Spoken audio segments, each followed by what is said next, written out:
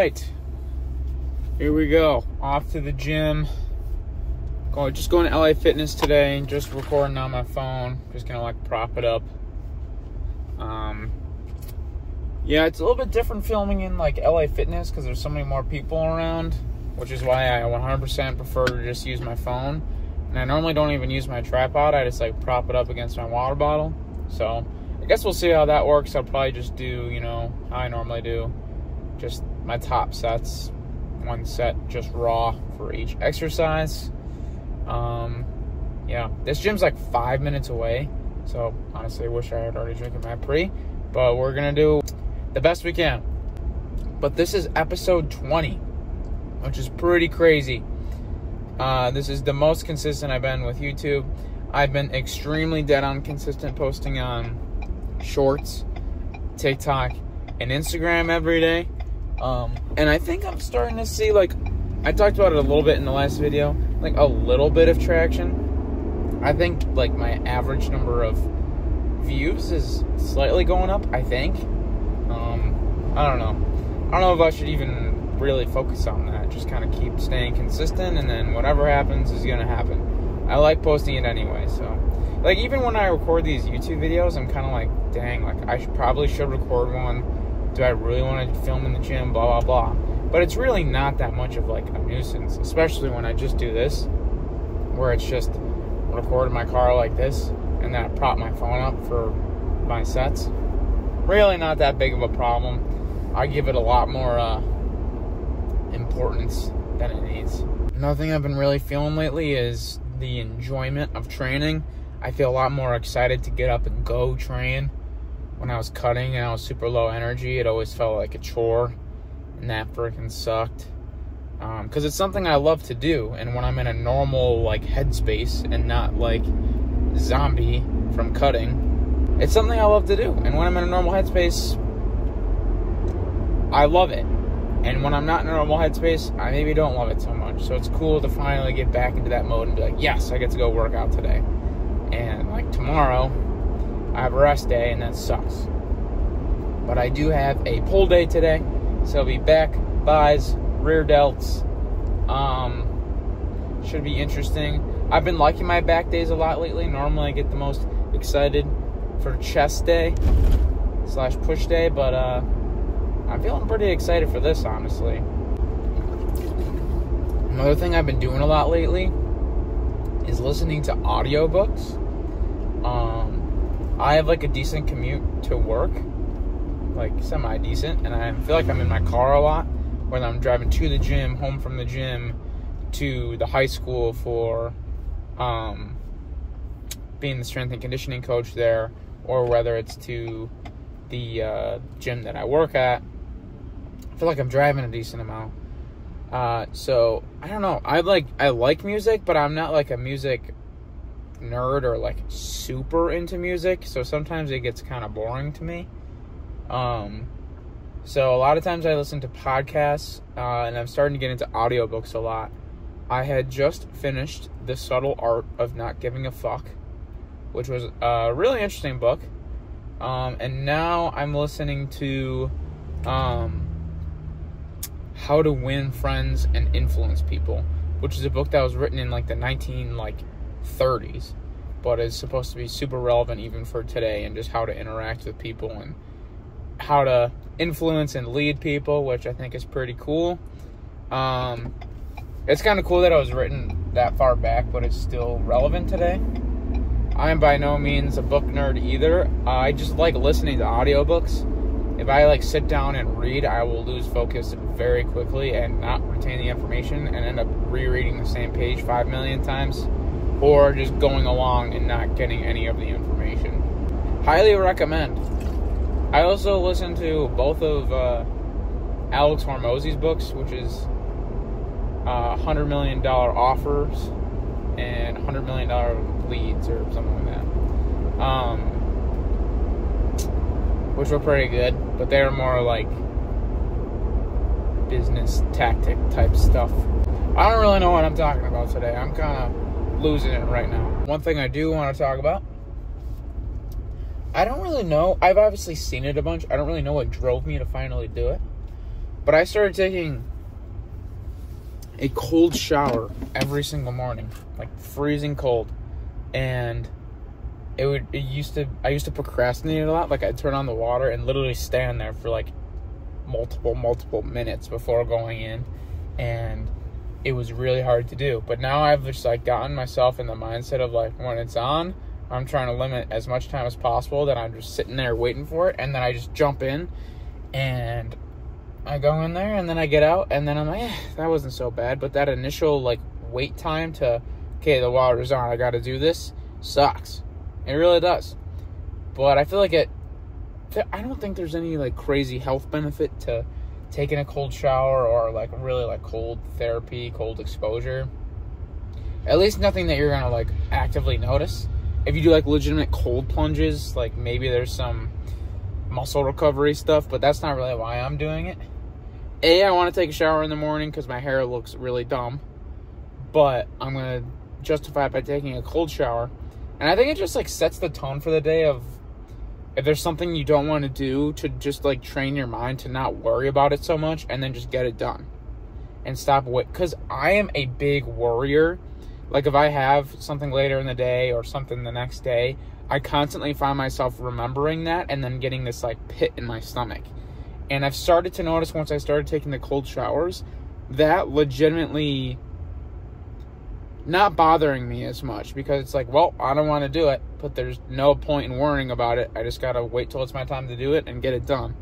Like, I have this meeting tomorrow that gives me like a little bit of anxiety, and like I have client check-ins tomorrow, which shouldn't give me anxiety, but sometimes, I don't know, you just never know what problems are gonna arise, and you kind of have a little bit of, second guessing yourself sometimes.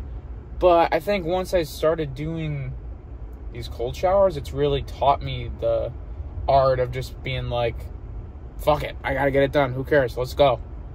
And it kind of sets the tone for the day, and then that's my mindset the rest of the day. On top of that, it really just wakes you up in the morning. You just get like an immediate shot of adrenaline, and I think that helps I like to get work done in the morning. I work better in the morning than I do at night, so getting that cold shower in gets me in the mode of like, okay, like, what do I gotta do? I'm awake now. And it prevents me from needing to have like a bunch of caffeine in the morning, which is really important for me, because 5 days out of the week, I take pre-workout before I lift, and I normally lift late morning. So I don't want to have a coffee at 7 a.m. and then pre-workout at 9 or 10 a.m. Like, that's a lot of caffeine in the early morning of the day, and that's probably going to lead to a crash later in the day, and just an insane caffeine tolerance, which I already have. So I've been really liking that, and I recommend it to people.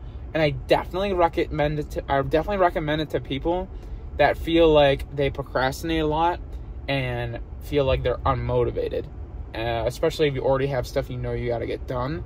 I think it has been very beneficial for me. And I also recommend it for people that get anxiety about things, because I definitely do, and I definitely think it has helped. So start taking some cold showers if that sounds like you. Alright, I'm just going to sit in this parking lot for like 5 more minutes, get in the right headspace, probably head into the gym, probably take a shit, and then hit the pool day. Alright, now I'll actually see you in there. Not while I'm taking the shit, while I'm working out. Yeah, peace.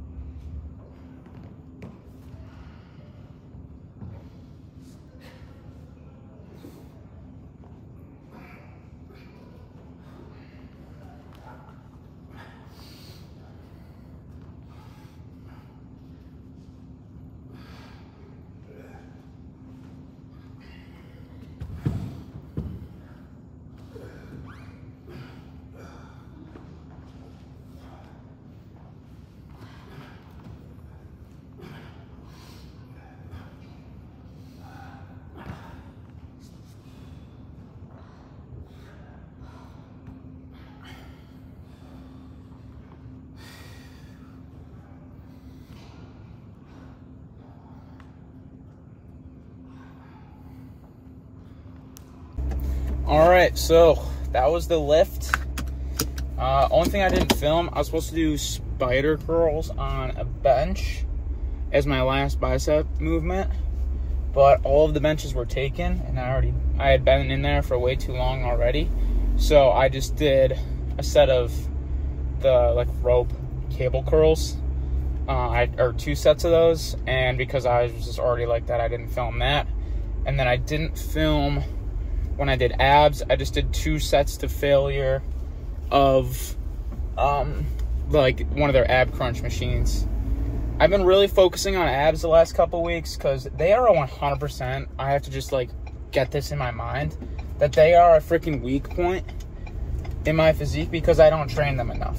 Abs are weird because once you have pretty decently sized abs and they're developed enough, you don't really need to train them that much because they get trained enough when you're bracing and other movements to stay and not shrink. And then it's just all about getting leaner. But my abs aren't even to that point. I think part of it was I grew up overweight, so I think I had a gut that made me sit forward like this and put more pressure on my lower back. And even since I was a kid, I'd go to the doctor and they said I had a very, very slight irregular curve in my spine. So I think that could play a role in it. And I just don't train them enough. At the end of the day, that's really what it is. I just don't train them enough. There's no other excuse. And while I'm in this growing phase, it's been a big focus of mine to make them adequate, so the next time I cut, my abs are a lot more pronounced. They're pushing harder against my skin to make them look better, and that's going to be a big focus. Other things I wanted to talk about from that lift, one thing that I've been really, really liking is what I did for rear delts today was with the Smith machine where I was chest supported. You'll see me, when I did that, I kind of flared my lats first. I think that helps me engage my rear delts and not my traps and upper back. And then the range of motion is honestly really short, so you don't need to reach all the way down because then when you come back up, it's going to be a lot of upper back trap movement to pull it back up, and that's not the target. We're targeting rear delts. And then also when you're down there, to kind of crank your elbows up and be in line with the path on the Smith, because that is going to be the path that's going to target your rear delts. If your elbows are down lower, then it's going to be more of your back. And we don't want that. That movement is purely for rear delts. And that's why I have to go really light, because your rear delts are a lot weaker than the muscles in your back or your traps.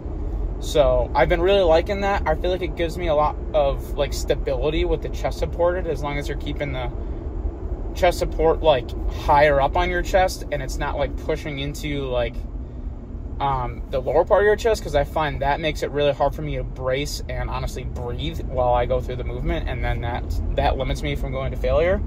But that movement is still new to me. I'm getting better and better at it. Today is the best it has felt, so I really like it. I saw TNF do it and I want to try it out, and I've been really liking that for rear delts. And then I did a little bit of posing at the end. The lighting was really bad, so that probably didn't look the best. But that's all right. We're bulking anyway. We don't look crazy anyway. Just trying to get big as hell. Other than that, I feel like that's all I really have today. This is probably going to be a little bit of a shorter video, even though I was in the gym for longer than normal, honestly. That was like a hour and a half or more experience, which I normally don't take that long, but maybe just my back days take a little bit longer. Yeah, I guess that's it. So I'm about to be home. I will catch you guys in the next one. We're 20 episodes in. Only 9,999,980 more to go. Peace out. Happy hunting.